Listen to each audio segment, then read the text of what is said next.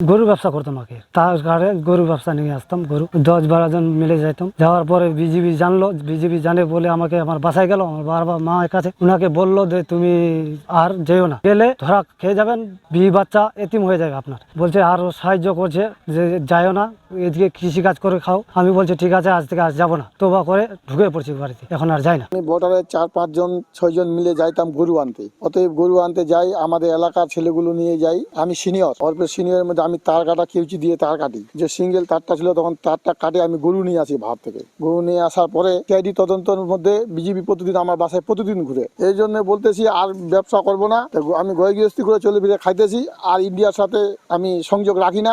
BGB সবসময় আমাদের পাশে আছে। বর্ডারে তারা সবসময় ঘোরাফেরা করে, রোদ বৃষ্টি ঝড় যে কোনো দুর্যোগের সময় তারা বর্ডারে থাকে। এদের জন্য আমরা শান্তিতে বসবাস করতেছি। এরা আমাদের সবসময় সহযোগিতা করে, কোনো দুর্ঘটনা ঘটলে এরা তার অতি তাড়াতাড়ি চলে আসে। আমাদের বর্ডারে যে আমরা থাকি, কোনো গ্যামজাম বা চাষাবাদের জন্য ওরা আমাদের সহযোগিতা করে। বাংলাদেশের মাটিতে সবসময় আমাদের বর্ডারে থাকে। আগের চেয়ে বহুত টহল এখন বাইরে গেছে। আর বিজিবি হলো রাত দিন 24 ঘন্টা ডিউটি আসতেছে। কোনো ক্রস ওই যে বর্ডারে ওই যে পিলারের ক্রস করতে দেয় নাই। আমাদের মাটি ওখানে পিলারের পাশে থাকলেও টহল পার্টি ওখানে থাকে। আমরা কিন্তু কৃষি কাজ করতেছি, মানে টহল পার্টি 24 ঘন্টায় থাকতেছে। টহল পার্টি যেখানে মানুষকে আটকায়, ওখানে মানুষকে বলতেছে যে কোনো বর্ডারের ওইদিকে পিলার ক্রস করবেন না। ওর বাজারে বাজারে মনে করেন মিটিং দিতেছে, হট টাইম বলতেছে, মাইকিং করতেছে গ্রামে, যে কোনো জেনে ওই যে বর্ডারের ক্রস না করতে পারেন। আগে কিন্তু 2 ঘন্টা 3 ঘন্টার ডিউটি ছিল, আগে 2 ঘন্টা 3 ঘন্টার ডিউটি ছিল, এখন কিন্তু 24 ঘন্টার ডিউটি করছে বিজিবিওয়ালা। টহল পার্টি আসতেছে, 24 ঘন্টায় থাকতেছে। আমাদের যে কোনো সমস্যা হলে আমরা টহল পার্টিকে বললে টহল পার্টি মনে করেন এটা সমস্যা দূর করতেছে।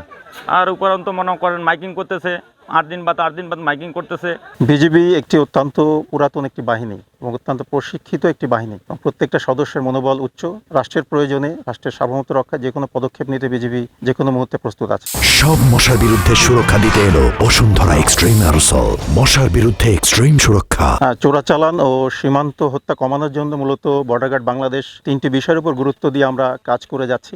কোনো দুর্ঘটনা বা কোনো ধরনের চোরাচালানি কার্যক্রম যাতে সংগঠিত না হয়, আমরা স্থানীয় জনপ্রশাসনের সাথে নিয়মিত সমন্বয় সাধন করছি এবং এর পাশাপাশি স্থানীয় জনসাধারণকে আমরা উদ্বুদ্ধ করছি তারা যাতে কোনো ক্রমেই সীমান্ত শূন্যরেখা বরাবর বা সীমান্ত শূন্যরেখা অতিক্রম করে কোনো ধরনের কোনো অপরাধের সাথে নিজেদেরকে জড়িত না করে। এবং সর্বশেষ আমাদের বর্ডার গার্ড বাংলাদেশ টহল দল সীমান্ত শূন্যরেখা বরাবর সর্বদা নজরদারি রেখে চলেছে যাতে কোনো ধরনের অপরাধ এই অঞ্চলে সংঘটিত না হয়ে থাকে।